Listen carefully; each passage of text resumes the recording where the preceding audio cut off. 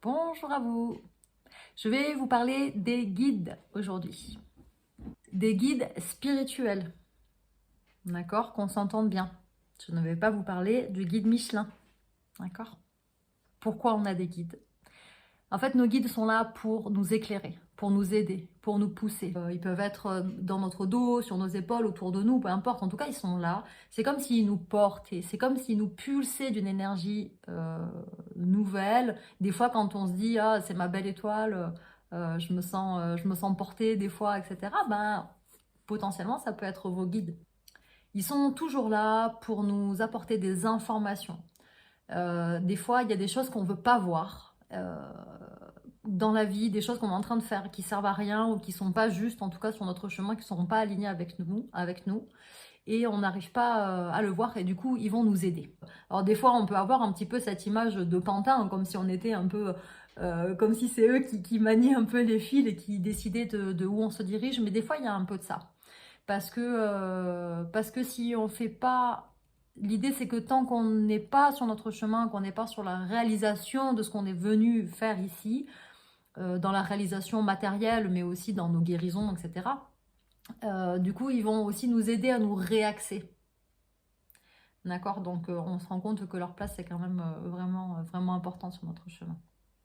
Qui sont nos guides? Alors, nos guides peuvent être des ancêtres. Ils peuvent être des anges, des archanges, des déités. Comment nos guides communiquent avec nous? Alors, ils vont trouver tous les moyens pour communiquer avec nous. C'est-à-dire que vous pouvez entendre les messages. Vous pouvez percevoir, sentir à l'intérieur de vous, de manière intuitive.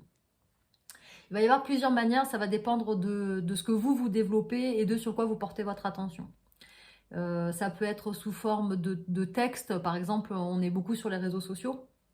Donc des fois sur les réseaux sociaux, on va trouver des images, des textes qui vont nous percuter, qui vont nous parler, qui vont par rapport à nos questionnements du moment, etc.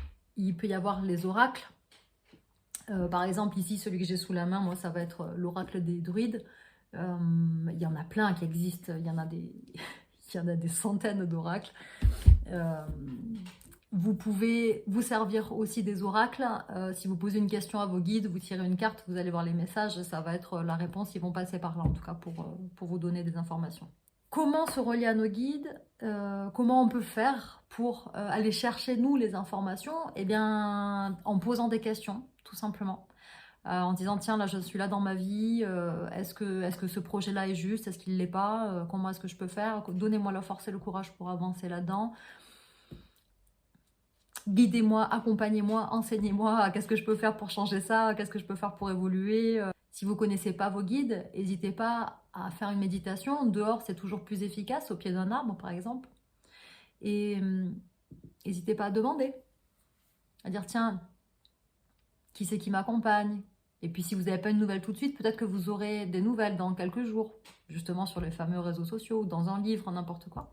Et puis, je pense que le meilleur secret pour recevoir les informations, c'est de lâcher autant que possible le mental. C'est-à-dire, on pose les questions, on y va, et puis plus on arrive à travailler notre intuition, à laisser venir les réponses à nous autant que possible, à faire le tri de manière intuitive. C'est un entraînement, mais ça paye. Voilà, c'est une courte vidéo pour vous expliquer en gros à quoi servent nos guides et comment se relier à eux. Si vous avez des questions, n'hésitez pas bien sûr. Et surtout, n'hésitez pas à leur demander, ils sont là pour ça. Ils sont là ici, c'est comme s'ils étaient sur la starting block derrière, ils sont là, ok, allez, on y va. Remerciez-les, toujours, et faites-leur des cadeaux.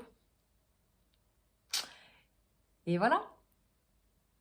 C'est tout pour moi pour aujourd'hui. Je vous souhaite une excellente journée.